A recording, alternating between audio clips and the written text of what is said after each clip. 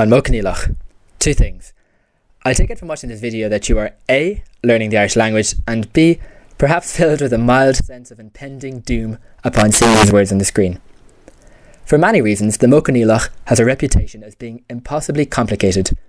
Sure, there's no point in even trying, some would say. In reality, however, the Modh Coinníollach is actually easier than many other topics in Irish grammar. What makes it hard is that until covering it, many people may never have even seen it in a comprehension or heard it being used. It's simply a lack of practice and often of just clear explanation. Okay, let's begin. Most people describe the Modh Coinníollach as being roughly equivalent to the English or French or Spanish conditional tense, or more correctly, conditional mood. In other words, we use it in sentences with the key word would. We know, for example, that sentences with will are sentences in the future, i.e., I will close the door. An equivalent sentence in the conditional would be, I would close the door. In school, some of you might even have learned how to form the conditional tense in other languages, e.g. French or Spanish. For example, in French, we take the infinitive, the whole verb, and add particular endings. So, je fermerai la porte. Spanish is pretty much the same. We have the infinitive, the whole verb, cerrar, add ending ia, yo cerraría la puerta. Why is the conditional called the conditional, though? Well, it's simply because it's a tense or mood for things that might happen or that you would do depending on the conditions, i.e., I would go to Ibiza if I had more money, the condition being my having more money. Why am I saying the Modh Coinníollach is almost the same as the conditional, though? Well, it's because the Modh Coinníollach doesn't simply translate the English, French or Spanish conditional. It also translates something else, something we can call the fake past. Okay, you're probably getting a bit confused now, but that's okay. The technical name for the fake past is the past subjunctive, a term you might have come across if you study Spanish. Let's just call it the fake past for the moment, or in Irish, an amsir chatzivreigach. The fake past refers to verbs that look like they're in the past, though that aren't actually referring to actions that happened in the past. For example, take the sentence, if I had a yacht, I would go to Saint-Tropez. Let's think about the I had in the sentence. At a glance, it looks like the past tense of the English verb to have. I had. However, appearances can be deceiving. You, most likely never had a yacht in the past. Rather, this fake past is referring to the possibility or wish of you having one right now in the future. If only I had a heart. Hence, it is a dirty, twisted, deceptive past. A fake past. Most of the time in English, this fake past is exactly the same as our honest, down-to-earth past tense. There is one verb, however, for which we can see a difference between the regular past and its fake evil twin. To be. Let's look at it. Present. I am a boy. Future tense. I will be a boy. Conditional. I would be a boy. Past. I was a boy. Fake past. If I were a boy. Yep.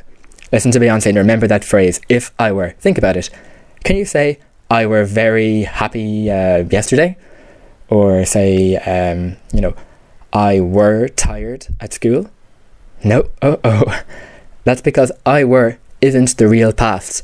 It's the fake past. It's used for things that might happen or you wish could happen. We're saying, if only I had a heart. In other words, it's actually pretty much the same thing as a conditional tense. Well, what's key anyway in Irish is that the Modh Coinníollach is not equal to the conditional in English or French or Spanish.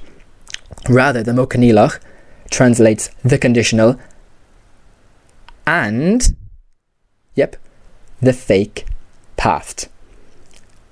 Okay, let's look at another example. We'll take a sentence in English and translate it in French and Irish.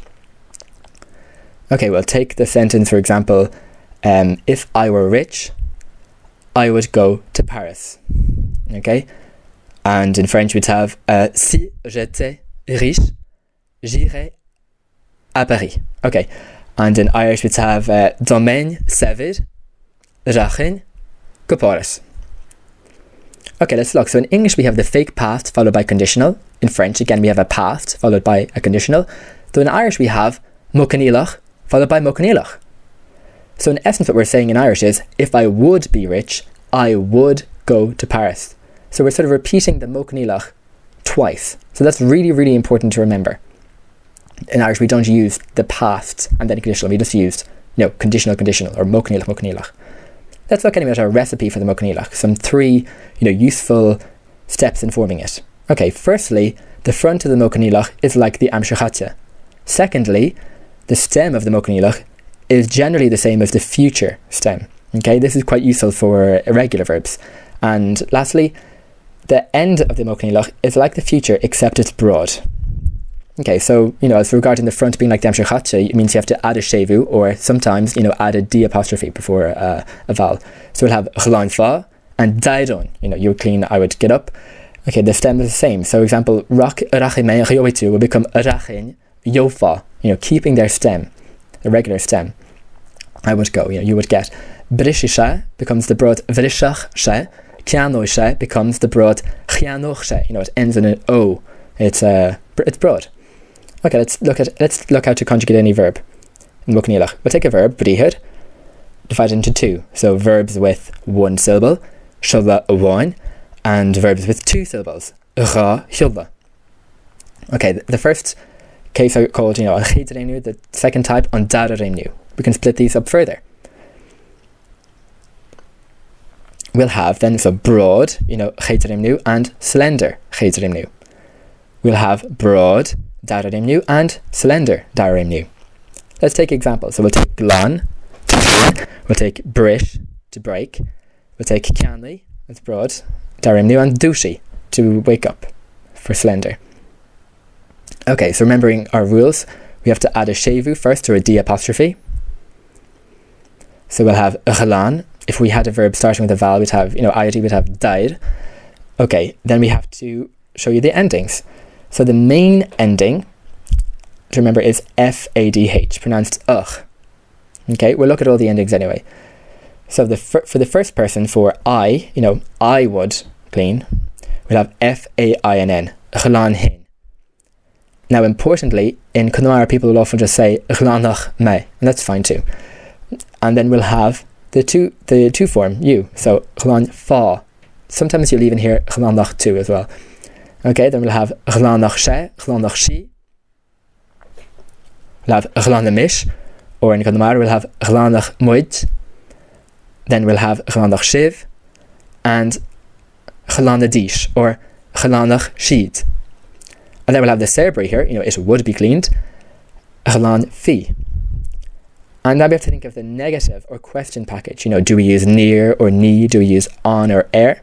Well, the answer is we use ni, which gives a shevu, and on, which gives an uru. Okay, now we'll look at slender verbs of the kedreimnu. So again, we have to have the shevu, or the D apostrophe. So we'll have vrish. You have to think of our endings. So the main ending will now be slender. So instead of fadh, we're going to have feadh. And looking at the first person again, we'll have hin, or vrish hin, or vrishach ma. Then we'll have the U form will be fe evada. So vrishha, vrishva. We'll have vrishach she, vrishach she. We'll have vrishamish, or vrishach muid. We'll have vrishach shiv, and vrishadish, or vrishach sheed. Cerbri here we'll have vrish fi. And again, we have the same negative or question package. We'll have ni and h and on, which gives an uru. Okay, now we're moving on to darareimnu kianli. So we have to add a shevu or D apostrophe. So we'll have chian. Looking at our endings, we'll have the main ending is going to be chian och. So it's like a broad version of kianoi. Okay, all we're going to have. So firstly, we'll have chianoin or chianoch me. For the two bars, we'll have chiano fa. Sometimes you'll hear chiano. But then we'll have chianoch she, or chianoch she. Chiano mish, or chianoch muid. Chianoch shiv. Chiano dish, or chianoch sheed. The cerbri here will have chiano fi. Okay, for the negative question package, again, we'll have ni, shevu, on, uru. Okay, then lastly, dushi. So we'll have shevu. So we'll have rush. Then the endings, we're going to have, the main ending will be rush or. Okay, so the first person, I would wake up. Rush oin, or rush or ma. Rush or fa. Rush or she, rush or she. Rush or mish. Rush or muid, if you want. Or rush or shiv, then rush or dish, rush or sheed. So here, we'll have rush or fi. The negative question package will have ni, shevu, and an uru. Okay, let's look at all these verbs now conjugated in full. So we'll start off with glan. So we'll have glan hin, glanach ma. So I would clean. We'll have glan fa, you would clean. Glanach she, glanach she, he, she would clean. Glanamish, or glanach mwij, we would clean. Then glanach shiv, you would clean, they would clean. Glanadish, or glanach sheet. And then the cerebri here, glan fi. And the negative question form, so ni glan hin, or ni glanach ma. And an nlanha, nlanfa, would you clean? Okay, brish, we'll have virish hin, or virishach ma. We'll have the U form, virish fa. So this time, we'll have then he, she would break, virishach she, virishach she. We would break, virishamish, or virishach mwij. We'll have the U plural form, virishach shiv. And then we'll have the they form, virishadish, or virishach shid. Cerebri form, we'll have virishfi. And the negative in question form, we'll have ni virishin, or ni virishach ma, and an mirishfa. Okay, now we're going to move on to an dara reimnu.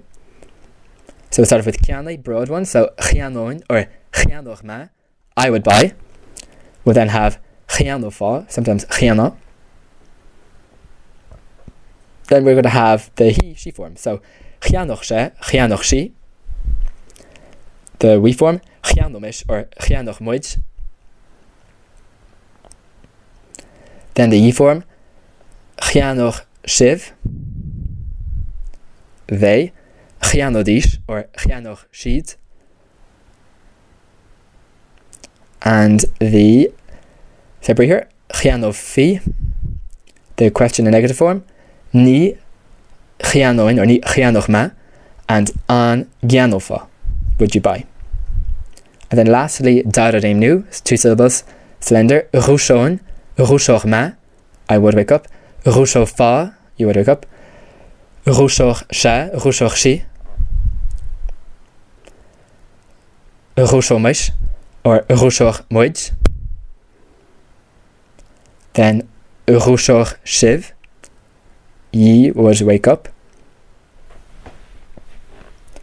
Then they, rushoch dish, or rushoch shid.